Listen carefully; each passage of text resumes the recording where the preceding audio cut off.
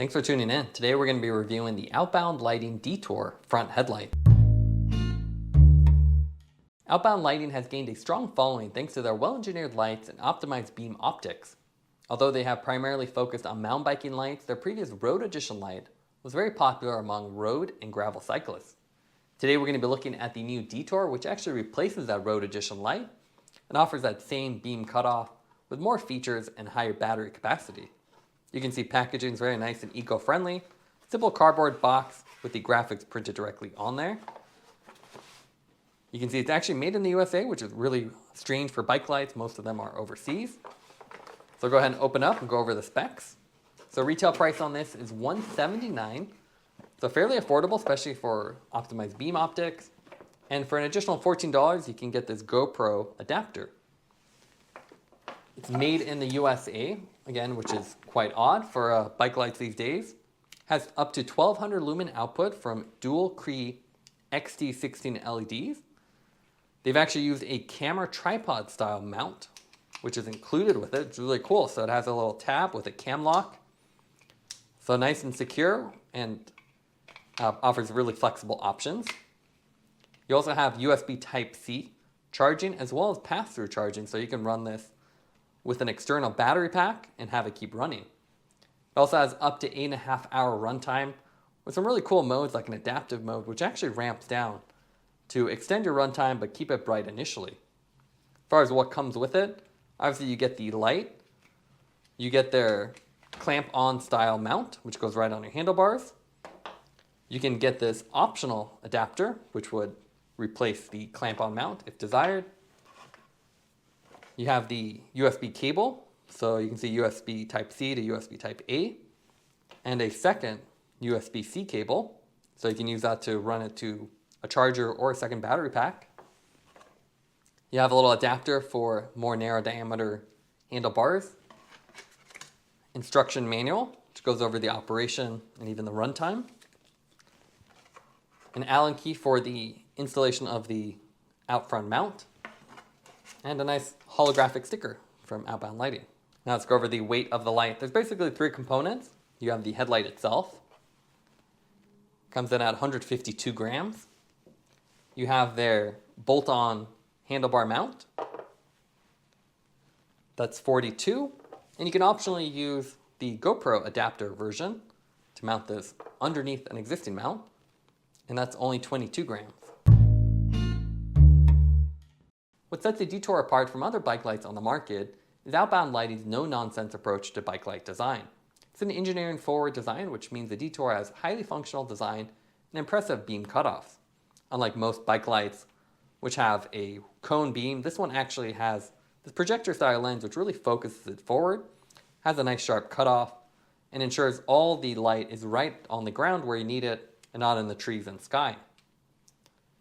The design of the light is also really nice. It's fairly big for a light. You can see really wide dual Cree LEDs, and you can actually see them right on top with these nice reflectors. Each one of these has a little bit different optics. You can see the dimples on the right side, which help diffuse it, and the more focused one on the left. Combined, these two give you a nice combination beam.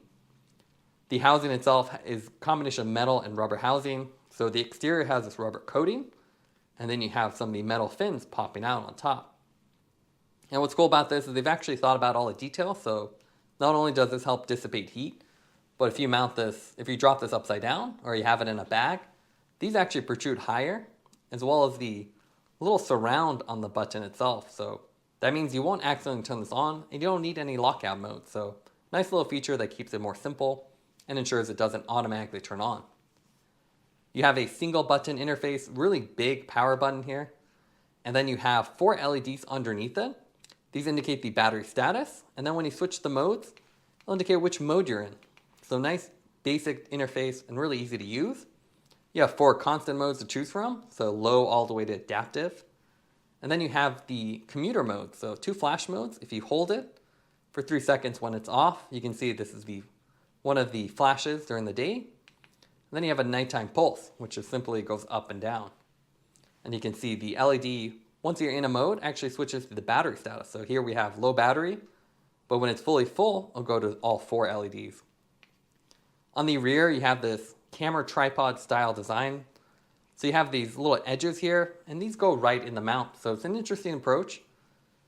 And it's very similar to a bike cleat. So you kind of push one side in, push down, and that'll actually compress this cam lock. To remove it, you pull up on the cam lock and then just slide this off. So a simple design, and you can see this is spring loaded. So once it's depressed, cam lock will lock in place. And when you open it, it will pop that tab up.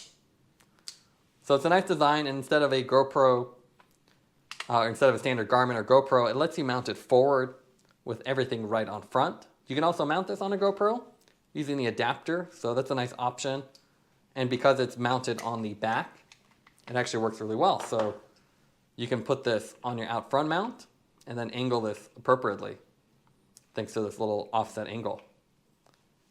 Underneath it, you have, again, the rubber coating and then the USB Type-C charging port. And again, this can be used as a pass-through. So if you have a larger battery pack, you can run that through here and run the battery with the bigger battery pack and extend your run times.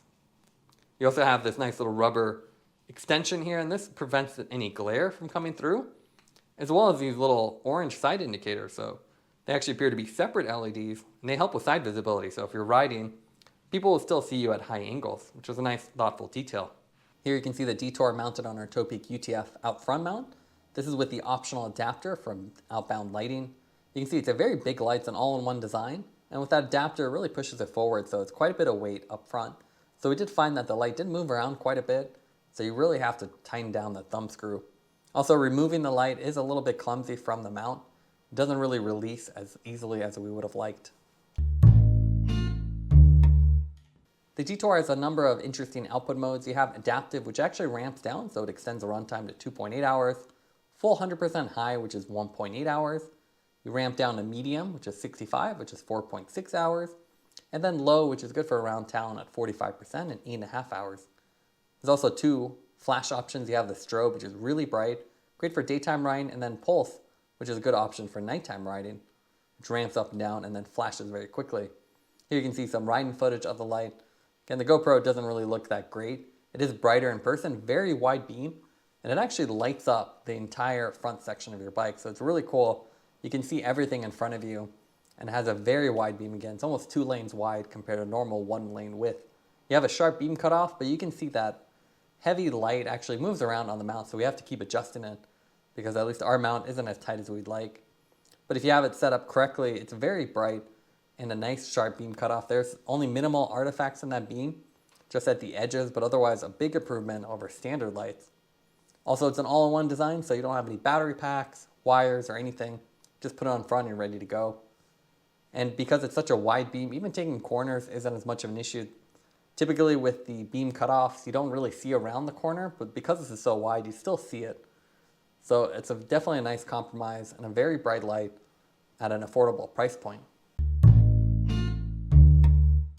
Now let's compare the Outbound Lighting Detour with other lights on the market. What's really cool about the Outbound is obviously you have optimized beam characteristics. Instead of just having a big round beam, you have a cutoff. Another bike light with a cutoff is the Lightskin NACA Road, and you can see it is a bit sharper. This is actually rated for German roads, whereas the Outbound Lighting one is not.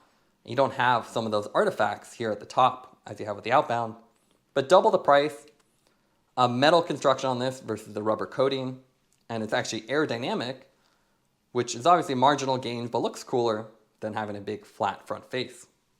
This one's also designed to be mounted upside down on a GoPro mount, so it gives you some adjustment, whereas the Outbound has its own mount design which pivots.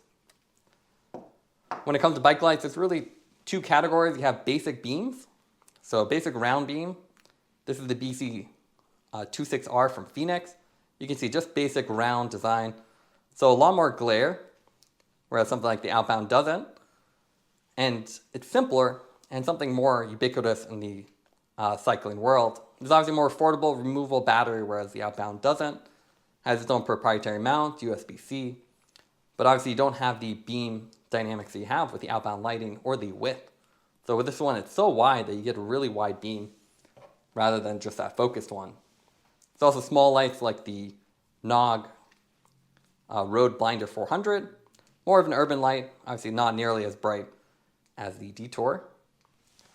Then there's also soft beam cutoff lights, like the Magic Shine RN 1500. So you can see nice anodized finished, but again, basic round beam. Has nice features like USB-C charging, battery status indicator, and then simple interface. But really, it's all about the beam here, and Outbound Lighting really has that really well designed. Now let's go over the pros and cons for the Outbound Lighting Detour light. What we like about it is that it's made in the USA. It's very rare to find any product made in the US, especially a bike light, so it's very impressive to see here at this price point. It also has an intuitive and simple to use interface. You just have constant modes and then a separate flash menu option. No extra sensors, and you don't need a user manual to understand. You also have a wide uniform beam with a crisp cutoff, so you get that automotive technology in the bike light instead of just a standard cone beam.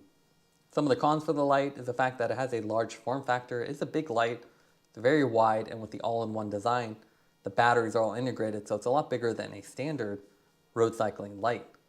Also, the tap style mount can be a little clumsy to remove, especially compared to traditional lights, so you have to kind of fiddle with it, but it does work well. Taking everything into account, would give the Detour a 9.4 out of 10. This is a bike light with automotive grade beam optics and a very thoughtful design. Thanks for watching this review. Don't forget to like and subscribe. You can see more content from us on our website at thesweetcyclist.com, as well as follow us on Instagram at thesweetcyclist. This is The Sweet Cyclist reminding you to enjoy the ride.